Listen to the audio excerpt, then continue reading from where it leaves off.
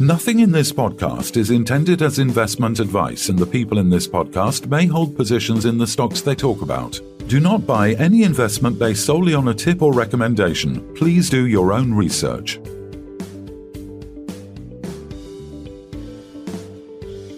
Hello and welcome to the Midweek Takeaway. Today we're joined by Pieter Krügel, CEO of Mast Energy Developments. Welcome back to the podcast, Peter. How's things? Thank you, Phil. Thank you, Kevin. Thank you for having me back. And yes, things are very good. Long but fruitful year. And as per our latest announcement this morning, we've given another positive step forward. Yeah, absolutely. I mean, as you say, it's been a whirlwind period for MED in the last sort of 3 or 4 months with some major updates there. But let's dive into the exciting news about your new growth capital partnership with Powertree.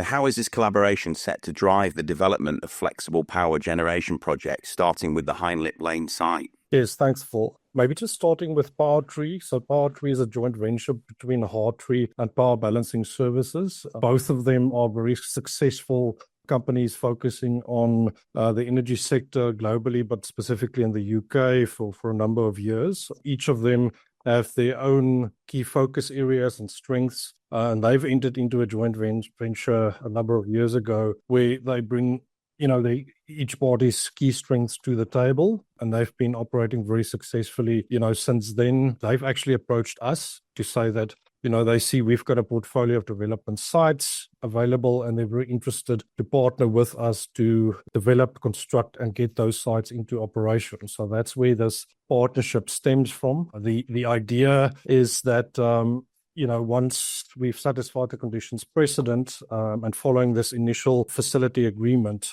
that we will firstly get funded, secondly construct and get into operation all our development sites, starting with Hindlip Lane, which is our 7.5 megawatt shovel-ready site, and then followed by Bordersley and then Stather Road. And I mean, that's not the end of it. I mean, that will be the start of the partnership and will form a very solid foundation in order for us to, make this part of our strategy to build a portfolio of 300 plus megawatts. And I know you've been chasing this transaction relentlessly, and obviously you must be delighted to get it over the line ahead of Christmas. But just tell the listeners how, the challenges you faced in 2024, because it's been what I would say quite a challenging time for you as CEO of Mast Energy. Yes, I think we started the year on a very challenging footing. I think, Peter, at the start of the year you had all your hair, and now you don't have any. That's fair comment, Kevin. That's fair comment. That's not true, by the way. He was bald at the start of the year as well. Sorry, anyway, Gary. No, absolutely. No, we certainly started the year on a very challenging footing.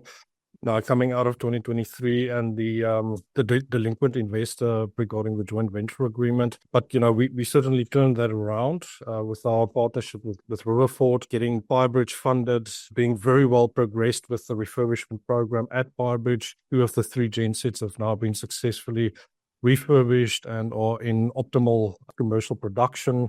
We're seeing some positive numbers coming out of that. That's paved the way for the enhancement of our agreement with Riverford that we've announced recently, the funding framework agreement, where they will cornerstone 50%, at least 50% of any further transactions that we will be doing. And now with this new growth capital partnership with Powertree, who's really one of the leading, energy companies in the UK. I think we're on a very solid footing to go into 2025 to hit the ground running. Yeah, and as you just alluded to there, you obviously gave the update of progress at Pyebridge, where the second genset, as you just said, has been refurbished and brought online since, I think, the 17th of December, which has now doubled the capacity to some 5.4 megawatts. But just how pivotal is Pyebridge in MED's growth strategy? And presumably you want to try and replicate the Pyebridge model into as many sites as possible to reach this magical 300 megawatt that you've had. Yes, we've got a very well-proven and solid blueprint, that we've established on Pyebridge, from an operational perspective, a funding and structuring perspective, a technical perspective, and also, a revenue perspective. So we can duplicate all of that, copy and paste on next sites, and that's certainly the plan. So I think, most of the hard yards are now behind us. It's now a case of growing the portfolio as quickly as possible. So, Peter, it seems to be a year of two halves almost. The first half of the year, Arnie Slot took you in and gave you a good talking to, and then in the second half, it seems like we've come out of the gates racing, obviously, and a big part of that, and I think you have to put your hands up, is the Riverford saved the day for you initially, and that's obviously been a big positive. So I think the thing that we discussed before we came on the podcast is this is a completely separate deal than what you're trying to do with the existing power generation places and the chance to get more of those with Riverford. So this is completely different. You just want to sort of give people an overview of where Mast is going in terms of the ones that you're going to be building from scratch, the ones that you're going to be buying, and then obviously Pyebridge itself, which seems to be sort of initially the core, but maybe in a year's time it will be insignificant in terms of the amount of revenue that hopefully you produce. Yes, yeah. So Pyebridge has been, let's call it the test case, which we've proven now very successfully, and that's provided the pathway for us to grow the portfolio. In lots of respects, but specifically regarding our partnership with Riverford, that was our first transaction with them, at the SPV level, at the project finance level. That's proven to be very successful. And that's allowed us to enhance our arrangement with Riverford, where we've now entered into the facility framework agreement where, they said that any further transactions and acquisitions that we will do, they will be a cornerstone partner. And I think most of those, specifically in the short term, will be to acquire as much megawatts as we can as quickly as possible, and preferably megawatts that's already been constructed so that we can get into production income generation more quickly. So those will be similar to Pyebridge, that require limited overall work that we can pick up at a reduced investment cost and a shorter timeline to income production. So that's one part of the strategy, and Riverford is our cornerstone partner there. The second part of the strategy is to take development sites, greenfield sites, that's construction ready, like the three that we own at the moment, being Hindlip, Bordersley, and Stathard, and get those funded and constructed and into production. And that's where the partnership with Powertree comes into the picture. So I think our partnership with Riverford and with Powertree are very much complementary and will fast track our strategy to get to our targeted 300 plus megawatts.